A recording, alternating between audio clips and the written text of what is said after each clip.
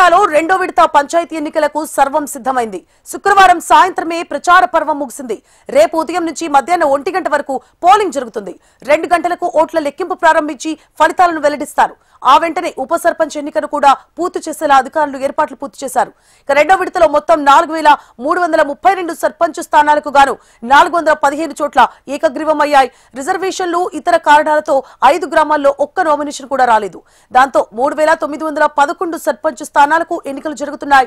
13129 మంది అభ్యర్థులు బరిలో ఉన్నారు. ఇక రెండో విడతలో 38342 వార్డు సభ్యుల స్థానాలుండగా 8304 సీట్లు ఏకగ్రీవమయ్యాయి. 107 వార్డుల్లో నామినేషన్లు రాలేదు. దీనితో 29903 వార్డులకు ఎన్నికలు జరుగుతుండగా 78158 మంది బరిలో ఉన్నారు. ఇక మొత్తంగా 57,22,565 మంది ఓటు హక్కు వినియోగించుకోనున్నారు.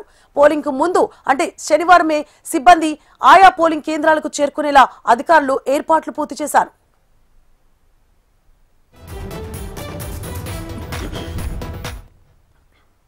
ఇక అసెంబ్లీ లోక్సభ ఎన్నికల్లో కాంగ్రెస్ పార్టీకి పూర్తి మద్దతుగా నిలిచిన ఉమ్మడి ఖమ్మం జిల్లా ఇప్పుడు తొలి విడత పంచాయతీ ఫలితాల్లోనూ కాంగ్రెస్ కి జై కొట్టింది. ఉమ్మడి జిల్లాలో 351 పంచాయతీలకు గాను ఎన్నికలు జరిగితే 223 సర్పంచ్ పదవులను కాంగ్రెస్ మద్దతుదారులే కైవసం చేసుకున్నారు. ఇక బీఆర్ఎస్ 73 చోట్ల, వామపక్షాలు అంటే టీడీపీ స్వతంత్ర అభ్యర్థులు కలిపి 55 చోట్ల విజయం సాధించారు. బీజేపీ మద్దతుదారులు ఒక్కరు కూడా గెలవలేదు. ఇక రాష్ట్రంలోనే పెద్ద పంచాయతీ అయిన భద్రాచలం సర్పంచ్ గా కాంగ్రెస్ బలపరిచిన వారే విజయం సాధించారు.